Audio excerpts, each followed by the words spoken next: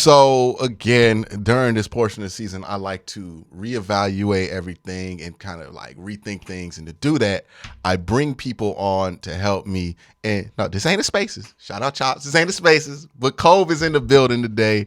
Cove from SB Nation. How are you doing today, man? I'm good, man. Thanks for having me on. And shout out Chops. This not a spaces, you know what I'm saying? But we're here to talk some Browns anyway. We're not gimmick infringing. We're not trying to jump on his. But it is interesting, right? When we talk about the future of this team, a lot of it is about Deshaun Watson, rightfully so, right? He is the quarterback. He is who we've mortgaged the future for. And we're at this weird place where if Deshaun was on this team and got this extension, we would better be able to kind of understand what the expectations should be of him going forward, because we would have a prior relationship with him. But we kind of just acquired him in the middle of what is his, at least his age-wise, his prime. And we're kind of like, we don't have a good baseline, or most of us don't have a good baseline of like what he did in Houston, because we weren't watching Houston every Sunday for 4 years, So he gets here, he gets dropped in the middle here, and people have all these expectations because the money's high, but we don't have a lot of like information. And it's kind of this weird thing. Like, have you felt that where it's like, it's weird how to gauge these expectations, because we've really heard of Deshaun more than we've seen of Deshaun. Yeah, it's weird. And I always thought the expectations, even beyond Deshaun, like the expectations for the season, I thought were just weird and not where they needed to be. I think people should have lowered them drastically from where they were at the beginning of the year. To be completely honest with you, when his suspension got increased from 6 games to 11 games, and I said this on the spaces, and people was like, "Oh, you can't do this," blah blah blah. I was like, I feel like the Browns should have kind of like subtly let everybody know, like, "Hey, this ain't gonna be a good year." like this is not gonna be a great year for the Cleveland Browns, because you're talking about dropping a quarterback in essentially 75% of the way through the season with new teammates, and they changed the entire offense when Deshaun got in to try to do some things to make it easier for him. And on top of that, he hasn't played football in over 700 days. I felt like the expectation should have been like, hey, we just trying to get him out there, try to get his feet wet. He ain't played football in 2 years. Let's just put him out there so we can kind of like start figuring everything out again. And the next season is when we're really going to go for it, because I think a lot of Browns fans were expecting to see Houston Deshaun led the league in passing yards with not so great receivers, Deshaun Watson. And they just kind of saw a guy who was kind of like going through his process of feeling everything out, going through his reads, trying to build chemistry with some guys I've never played with. And I feel like a lot of people were disappointed, but they never really should have been disappointed, because I just felt like they were disappointed because the expectations weren't set to where they should have been prior to the season. Like, I think they're going to be fine going forward, but I really felt like people in the media, and maybe I'm to blame, maybe we're to blame for this, should have really like told people like, hey, relax a little bit.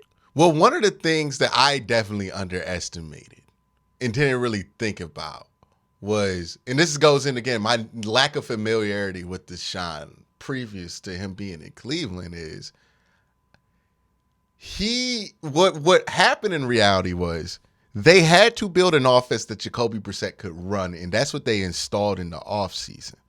So Exactly. when it came time for Deshaun to come in, they had to run like this heavily modified version of it that first week. And then they just went back to the Jacoby offense. And I think a lot of like the stuff that you saw that was like funky in the offense was like, you have Deshaun Watson running the Jacoby Brissett offense. And we kind of think of everything as linear, right? Where the Jacoby Brissett can execute this offense. So Deshaun gets in there, we're just going to unlock things, right? And that's kind of naturally our thought process with it. But it doesn't work that way, is what we kind of discovered, because it's like the reason this offense works for Jacoby Brissett is because pre-snap, he gets told where his eyes are supposed to be based on what he sees, and then he gets one or two options. And that's what Jacoby's comfortable doing. That's how Jacoby likes to play quarterback. Deshaun Watson, on the other hand, wants to see the whole field, wants to have his eyes start here for one reason. Maybe he works back, but then he comes back to here. And when you have a quarterback that works that way, that's able to process that quickly, it's also going to throw off timing, right? So things that are open because, hey, if your eyes are here, this is covered too, and you get to the third step of your drop, throw it now. It's going to be open. Trust me. That works with Jacoby Brissett, whereas Deshaun Watson's like, I'm going to get to my third step, and I'm going to see what's up. So maybe I go here, maybe I go there. But if everything is kind of built for being on time, then I'm going to be late. And if he's late, that causes problems in the offense. And I think that's one of those things is like, theoretically, we would love to make the adjustment like this was Madden and just switch out the playbook, right? But that's just not how it works. Like, you got to run what was installed. And I think he was trying to run an offense that he's overqualified for. And it led to him making a bunch of bad decisions because he's trying to do stuff at a higher level than the offense allows him. I see a lot of this, honestly, like with Lamar Jackson, with Greg Roman, where a lot of people think he can't pass. But what I saw was like somebody who was really good in that system for a couple of years, outgrew it, wanted to do more, but the system only allows you to do but so much. So if you're more capable than the system that you're in, it's going to look bad because you're trying to do more than what the system allows for. And I think that's really one of the things that factored in there, right? The rust was in there. Even though physically, I felt like he looked fine at the end of the year. I didn't think he was too physically rusty, especially like that last game. Athletically, he had a lot of bursts. But like the conditioning stuff that he talks about, some of the processing stuff, and just he's like familiarity too with Pittsburgh, right? Where Pittsburgh's going to do stuff. And I got to look at this, and this might be a video for another day, but I think the AFC North has if you add up all of the coaches' years that they've been with the teams that they're on, they might have the most continuity, like in any division. Coaches definitely do. Yeah. So when you and he came from the AFC South. He has no rivals in the AFC South, right? Remember there's that clip where he was like, hey, who's your rival in the AFC South that's like the Steelers? Like, I don't know. Like, we don't really have one in the AFC South. You come to the AFC North, and it's a different world because every team is your rival in the AFC North. And not just like, hey, fun, ha-ha rival. Like, no. Like, fights happen all the time in AFC North football games. They're very physical.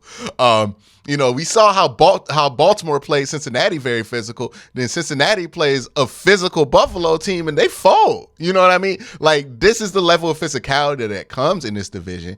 And the familiarity is something different because even Kevin, he's been here since 2020. Zach Taylor been here since 2020. Obviously Harbaugh and Tomlin been here forever. So there's a level of familiarity in this division I don't think he's used to where like they're going to have small nuances and adjustments. And then we're dropping this dude in to play his first 6 games in the last 6 weeks of the season. So not only are they familiar, they're super familiar with everything that you've done this season. And it's like, hey, Deshaun, it's your first time seeing all of this. He was going to throw some interceptions, right? I think I was optimistic, so I didn't want to think that was going to happen. But like thinking about it in the long run, playing 3 division games at the tail end might not have been a great thing for him because those teams are so familiar with what the Cleveland Browns do, what they like to do, that for somebody running the offense for the first time, it's not a great situation to be in where you're not more familiar with your offense than what the other team is. And that's because they have seen it more than you have. And another thing that kind of bothered me throughout the season is like when they dropped him in, it's not just him going through an adjustment, right? Mm-hmm. It's also offensive line going through an adjustment to how you play quarterback as opposed to Jacoby Brissett. Like you said, Jacoby Brissett likes to, okay, this is what we're doing. This is what I'm seeing. 1, 2, 3, getting the ball out. That's it. As opposed to Deshaun, who's like, okay, I'm going to run around a little bit. I'm going to see what we got. I'm going to try to prolong some stuff. I'm going to dodge a couple sacks. And then I'm going to throw – and that's an adjustment for the offensive line when they have to hold their blocks. There's also an adjustment for the wide receivers, who you could tell, like, when you're like that, those last 6 games of the season, you could tell, like, they're not used to playing with a quarterback. They would slow down and then see he's still running, like, let me cut upfield real quick.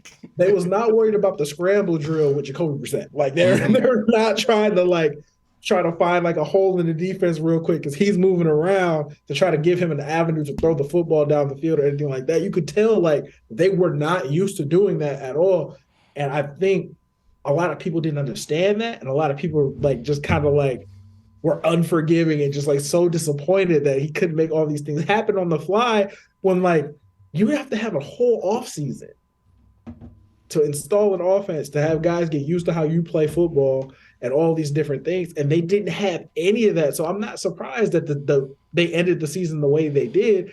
I'm just happy that it's over, to be Yeah, completely honest. and like one of the things is that I would even mention is like offensive lineman, right? You're thinking, hey, I've blocked for Baker Mayfield, Case Keenum, Jacoby Brissett.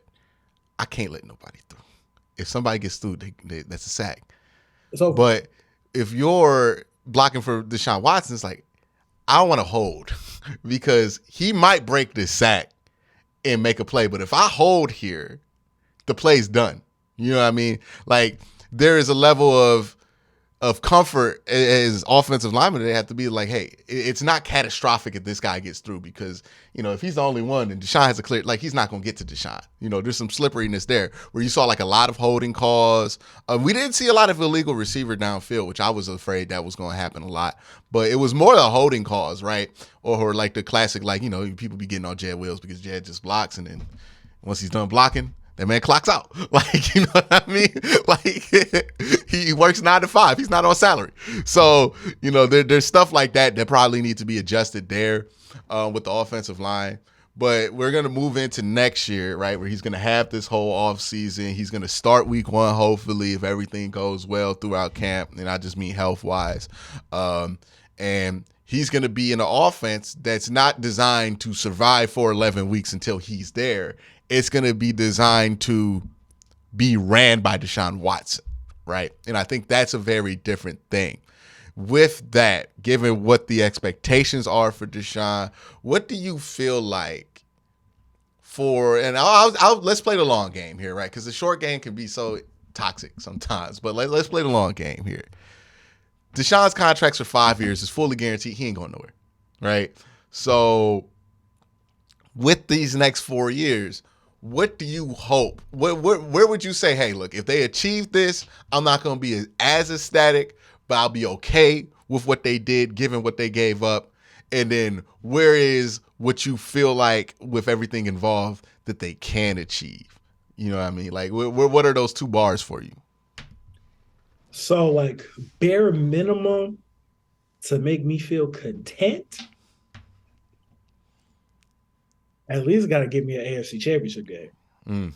It's got to get me to an AFC Championship game. Listen, when you give up 3 first-round picks and you sign somebody to a fully guaranteed contract for what was it, $230 million? Something like 230, that? 230. 230 fully guaranteed for a quarterback, especially with like all the other stuff that was going on around that situation. You got to give me an AFC Championship game at least. Got to get me there. I know a lot of people would probably say Super Bowl, but I also know that we're going up against Patrick Mahomes and Joe Burrow and Josh Allen and a lot of good quarterbacks, a lot of good football teams.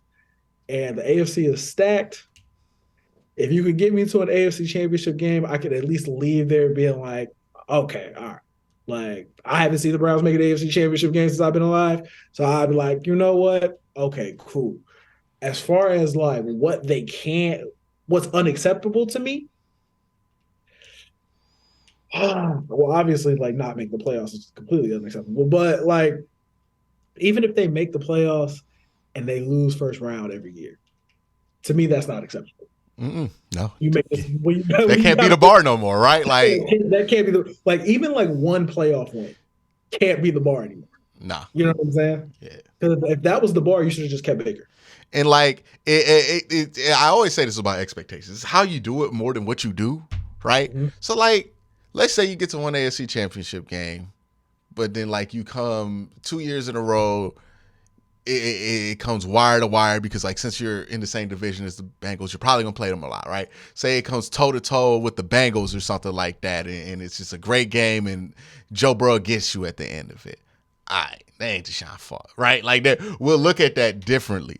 But you know, if you lose a division game, it's like you lose to like the Chargers or who would be pretty like the Jaguars, like if you do what the Chargers did to Jaguars like in the divisional round like that, there are different levels of this. So it's like, yeah, you might win a playoff game, but if you lose to this guy, or if it's like you get to the AFC conference, the championship game, right? And you beat Kansas City and you beat Cincinnati and you lose to the goddamn Jaguars. Like, people are going to be furious about that, right? Like, rightfully so, right?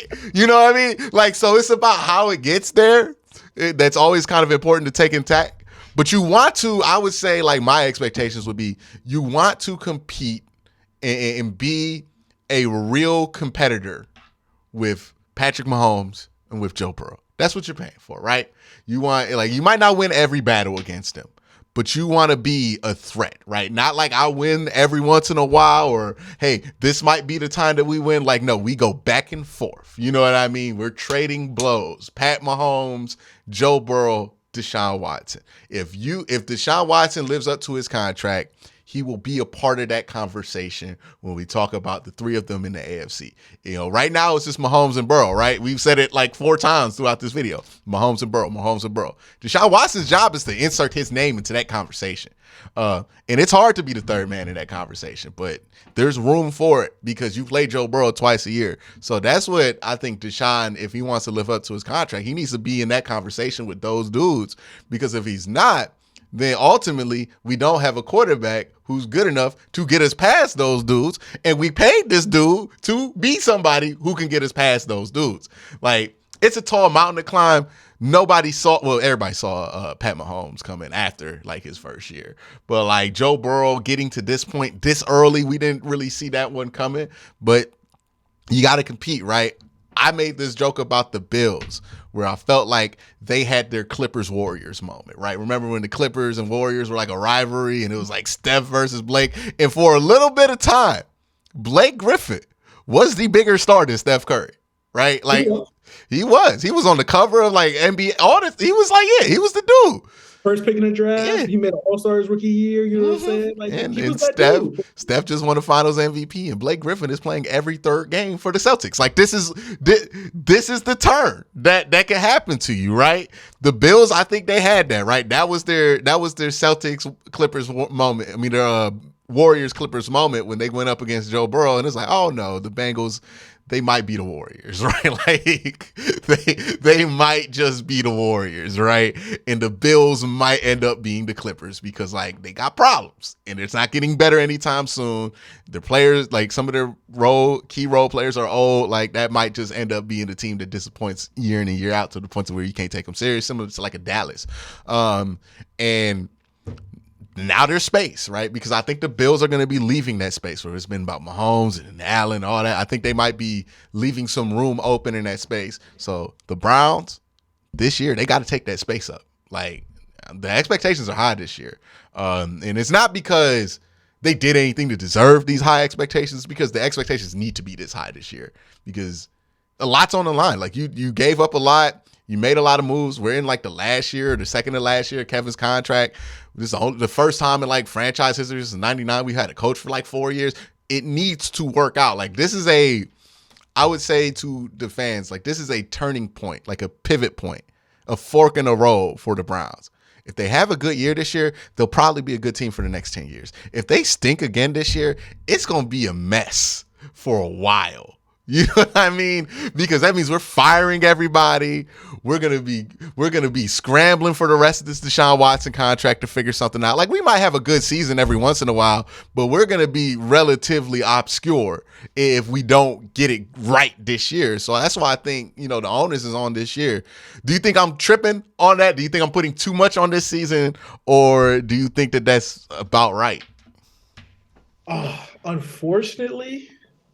And this is just my perspective. Unfortunately, I feel like you're right, but I always felt like it's not as bad as people are making it out to be. Mm-hmm. Especially if you look at the last 2 seasons. Okay, so like 2021, for example, they were 8-9.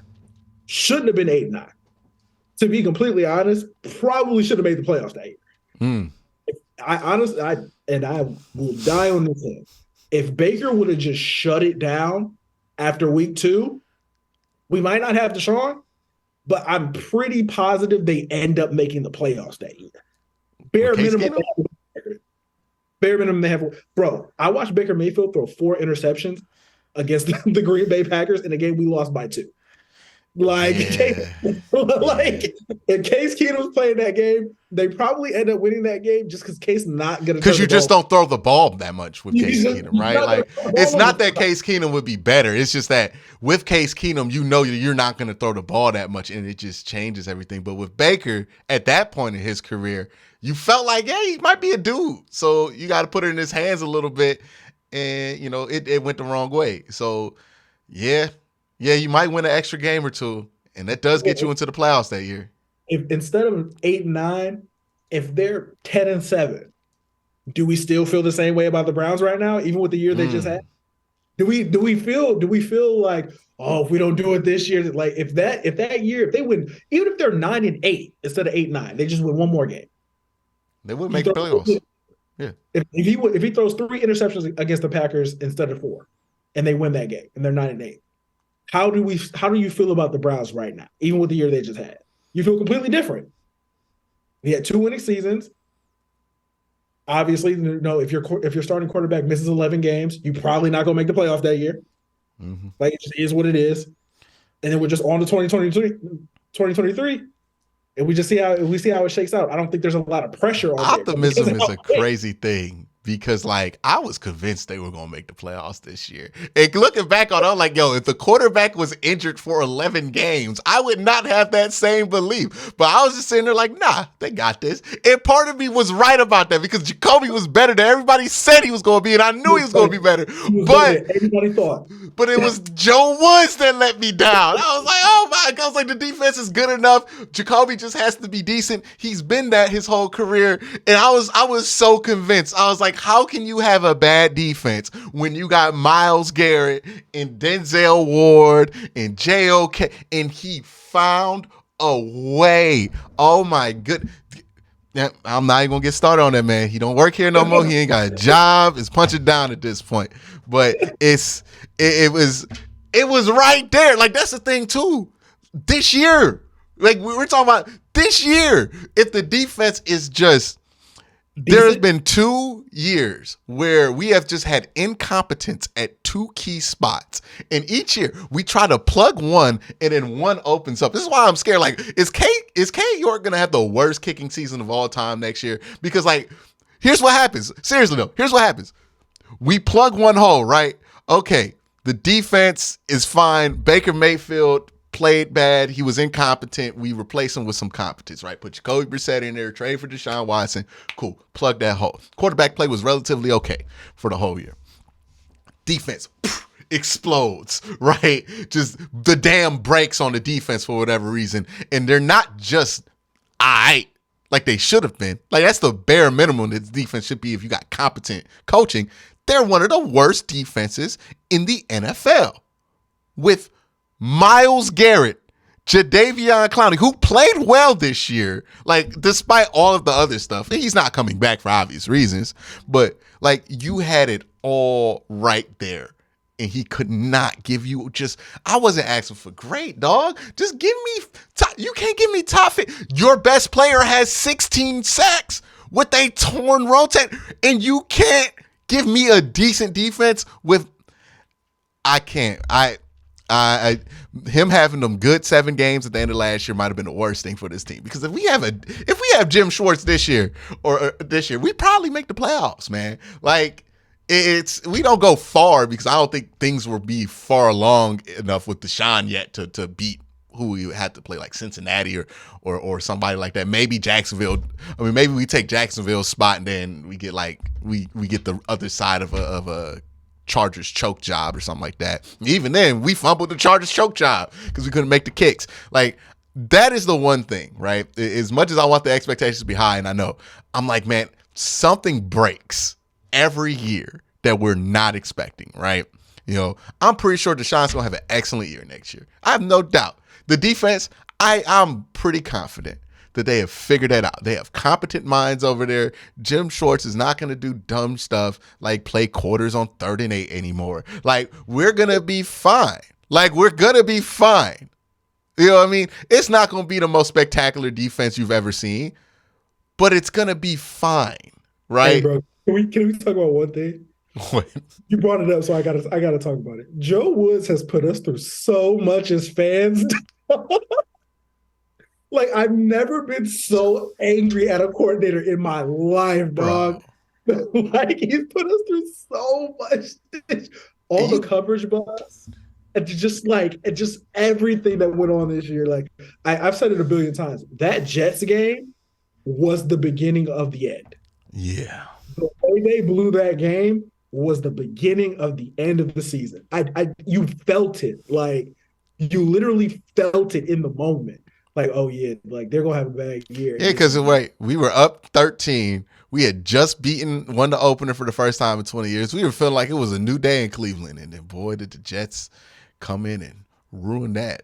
You know what I mean? Like, honestly, I thought that game was played in Pittsburgh because that's the only place that stuff like that happens in. Like, and it was like, if we knew it, we should have knew it was coming because, like, those first 3 quarters, that Joe Woods defense, man, against Carolina, it was looking spectacular. We was so happy. Baker Mayfield had like 10 passing yards. We were smiling ear to ear. And then that fourth quarter that came fourth and we were like, quarter. that was weird.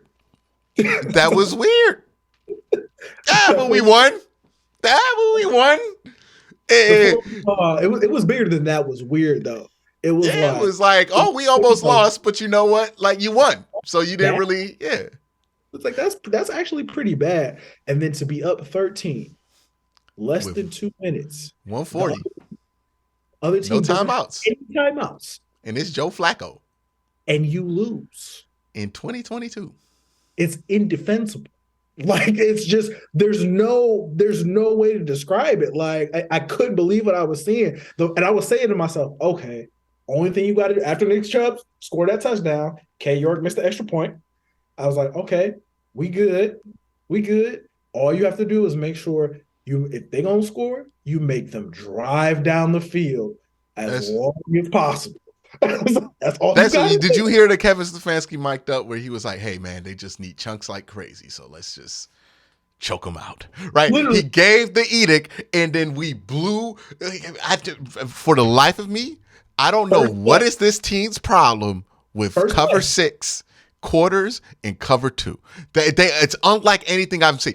Like they can play cover 3 and they'll be all right. Well, I don't know. They blew a cover 3. I think. Well, no. Was it cover 3 or 4? I think it was a quarters play that they blew against Pittsburgh against George Pickens, where we know who it was. It was great. Well, I don't want to.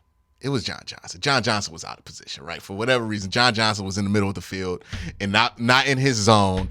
And then George Pickens just walks right in there.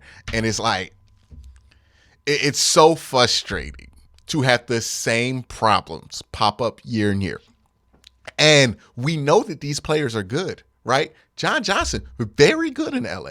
For whatever reason, not being asked to do anything he did in LA. We know Grant Delpit's good. We see it all the time. Grant Delpit be doing good stuff all the time. We know JOK's good. We know Myles Garrett is good. We know all of the Denzel Ward. We know he's good in the NFL. Greg Newsome, we know he's good in the NFL. Like, all these dudes that are good can't figure it out. That's got to be on you, right? And like, I was willing to cut him some slack because he did end off last year good. But now I'm like, man, if he would have just did the right thing and stunk and lost his job the right way, so we could have just moved on from Joe Woods and Baker Mayfield from that offseason, we would probably be a playoff team. Like that it's the small things, it's those steps, but my fear was that we would be talking about like 4 years of Joe Woods, and thank God Kevin at least had the gall to get rid of him. Well, you got to think about it like this. Kevin was like, "It's him or me." That's easy. Yeah. I'm about to say, like, I'm as big, like, I like Kevin a lot, but if Kevin kept Joe Woods, I was like, hey, bro, like, if this blows up, I can't defend you. Like, that was the point of no return. Like, you can't bring him back. Yeah, if you bring him back, I was like, bro, if you bring him back and this defense sucks, it will suck again next year. If you bring him back, you are done. Mm-hmm. Like you are finished here. He did exactly what he needed to do. Let me go get Jim Schwartz, who's at least competent. I believe he's very good, but bare minimum, he's competent. Mm-hmm. He'll get the most out of this defense. We probably got to, make some changes at defensive tackle before we do anything else. But we're gonna be all right. And I could just worry about this offense and not have to worry about this defense. And we just gonna pray that Cade make these kicks. Yeah. Yeah. Well, hopefully things are different this year. I think they will be. I think they're due. I think they're due for a good season here. I think Deshaun's gonna be much better. You know, as much as I'm like, hey, there's a lot of pressure on this season, it's not pressure that I don't think that this team can live up to, right? And I think that's something that deserves to not be lost in this whole conversation. I think people get lost in that where I'm like, hey, the expectations are high. It's like I'm negative. It's like, nah, the expectations are high, but like you have some of the best players in the NFL on the defensive side of the ball. You have somebody who's shown himself to be one of the best quarterbacks in the NFL. You have everything that you need, right? Even if you don't add a big name at wide receiver. And yeah, there were some issues in the red zone, but like I think more chemistry with David Njoku. Maybe you get a running back that can run some routes a little bit better than Nick Chubb can or Kareem Hunt, and you can fix some of those problems enough to have some comfort there in the red zone, and then you can have some comfort with what Deshaun could do to stretch defenses in the red zone. You know, I think they're going to be fine offensively. Defensively, you know, I was talking to Jake about this, and we kind of feel the same way. We're just not that worried about the defense for whatever reason. Like we're like, we feel like we know what the problem was, and the problem was that incompetence. Everybody knows what the problem was. The defensive tackle stuck. It is what it is, and our defensive coordinator stuck. Yeah. It is what it is. You know, Jim Schwartz, I think he's going to get more out of Perrion. Like, even if we don't get a big name at D-tackle, he's going to get more out of the names that are there than what the last guy did, because he had him doing a bunch of shit that they wasn't good at. Like he had Perrion, like, eating double teams. It's like, that's just, you want him to get one-on-one. He's upfield attack, uses them long arms, and he likes to get upfield. That's what he like. But, you know, I feel much better about the future of this defense, the future of the offense.